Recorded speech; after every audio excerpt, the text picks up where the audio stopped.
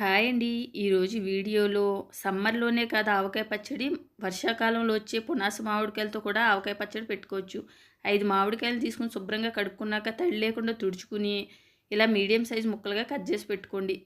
ఈ గ్లాస్‌తో 4 గ్లాసుల ముక్కలొచ్చాయి. ఒక గిన్నె తీసుకుని, ఒక గ్లాస్ కారము, పావు గ్లాస్ ఆవపిండి, పావు గ్లాసు కల్లుప్పుని మిక్సీ వేసుకున్నాను.